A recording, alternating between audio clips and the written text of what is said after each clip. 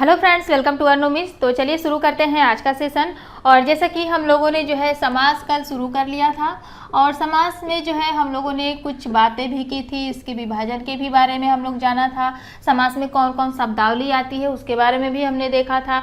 तो आज हम लोग शुरू करेंगे पहले समास से, जो कि हमारा सबसे पहला समास है अव्ययी भाव समास। अव्ययी भाव समास। अव्ययी भाव समास में हम लोगों ने कल पढ़ा था कि इसमें जो है जो प्रथम पद यानी कि जो हमारा पूर्व पद होता है ये क्या होता है, ये होता है प्रधान, और जो उत्तर पद होता है गौड़। और अव्ययी भाव समास का एक और नाम हम लोगों ने पढ़ा था, वो था इसे हम लोग उपसर्ग समास भी कहते हैं।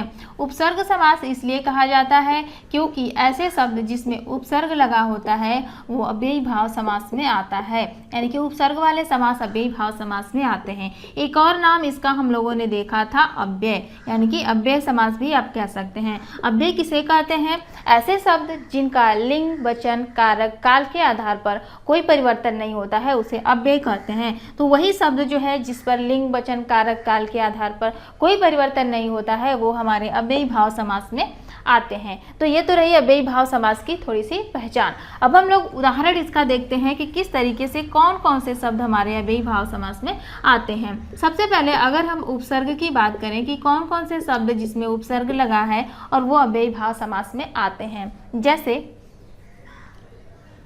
मान लीजिए अगर हम कहें प्रतिदिन, इसका अगर हम समास विग्रह करेंगे तो क्या हो जाएगा? प्रत्येक दिन। प्रत्येक दिन।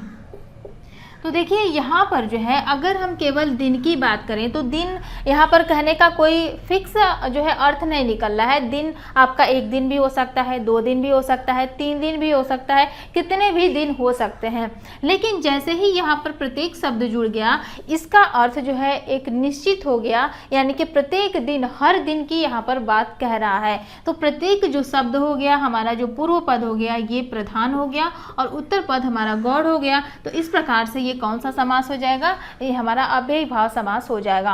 अब वैसे अगर देखा जाए तो ये है हमारा प्रतिदिन शब्द, और जो दिन है हमारा ये मुख्य शब्द है, मेन शब्द, और प्रति उपसर्ग लगा हुआ है, तो ये भी हमारा जो है अव्ययी भाव समास है। ऐसे ही हम लोग पहचान लेंगे।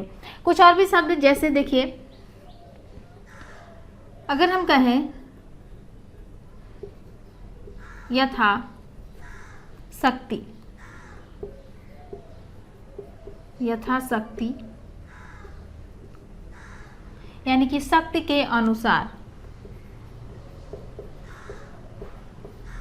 शक्ति के अनुसार आप इसका विग्रह करेंगे तो ये हो जाएगा।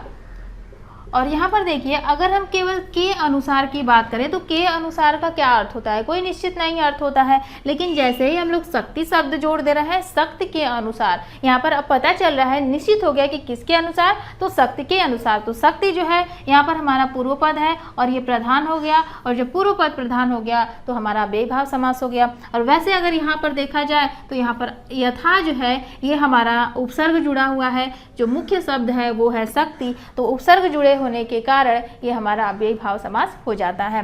कुछ और भी उदाहरण देखिए, जैसे कि मान लीजिए हमारा शब्द हो जाता है प्रत्यक्ष। प्रत्यक्ष हो गया, यानी कि इसका अगर हम समास विग्रह करेंगे तो इसका समास विग्रह होगा आँख के सामने। क्या हो जाएगा? आँख के सामने। अब देखिए यहाँ पर अगर के सामने अगर बात करें तो के सामने का कोई अर्थ नहीं निकल रहा है। किसके सामने? दीवार के सामने, मेरे सामने, या फिर किसी और के सामने। यहाँ पर कोई निश्चित अर्थ नहीं है। लेकिन जैसे ही यहाँ पर आँख शब्द जुड़ा, अब यहाँ पर ये फिक्स हो गया कि किसके सामने? आँख के सामने। तो आँख जो है ये प्रधान हो गया, यानी पूर्व पद प्रधान, तो अव्ययी भाव समास। ऐसे ही अगर केवल यहाँ पर देखें तो प्रत्यक्ष जो है हमारा कौन सा समास हो गया? अव्ययी भाव समास। ऐसे ही जो हमारा परोक्ष शब्द होता है यानी कि आँख के पीछे, ये भी जो है हमारा अव्ययी भाव समास होता है।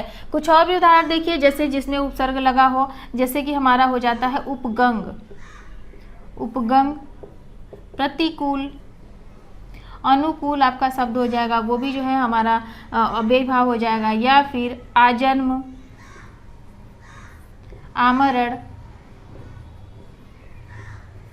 या फिर जो है भरपेट, ये भी एक शब्द है भरपेट, ये भी जो है कौन सा समास होगा, अव्ययी भाव समास होता है। अब यहाँ पर कुछ और भी चीज़ें, जैसे मान लीजिए कुछ ऐसे भी शब्द होते हैं जो कि जिनकी आवृत्ति होती है, वो शब्द भी हमारे जो है अव्ययी भाव समास में आते हैं। जैसे देखिए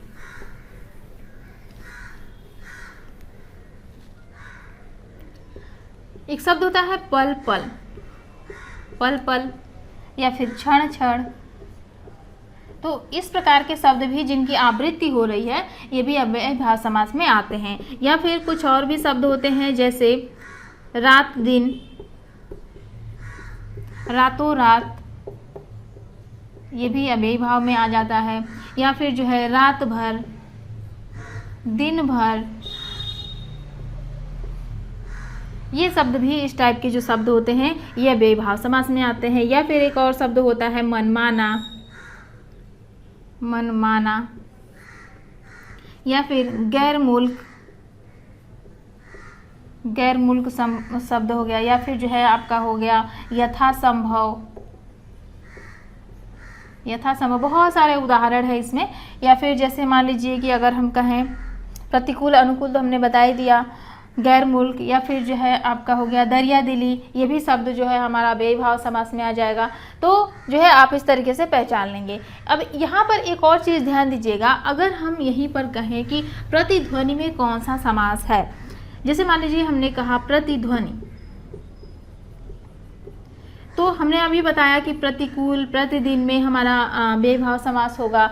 लेकिन अगर आप कहेंगे प्रतिध्वनि में कि अव्ययी भाव समास है तो ये गलत हो जाएगा। अब ऐसा क्यों? तो देखिए फ्रेंड्स, अव्ययी भाव समास में हमने आपको बताया कि लिंग, वचन, कारक, काल के आधार पर कोई परिवर्तन नहीं होना चाहिए। लेकिन प्रतिध्वनि को हम लोग लिखते हैं प्रतिध्वनियाँ। अगर इसका बहुवचन बनाना हो तो हम लोग प्रतिध्वनियाँ लिखते हैं, और आपने भी देखा होगा कि प्रतिध्वनियाँ लिखा जाता है। तो यहाँ पर आप देख रहे हैं प्रतिध्वनि जो है परिवर्तित होकर प्रतिध्वनियाँ बन जा रहा है, तो इसमें परिवर्तन तो हो रहा है। तो जब इसमें परिवर्तन हो गया तो ये जो नियम था अव्यय का, ये यहाँ पर फेल हो गया, तो इसमें अव्ययी भाव समास नहीं होगा।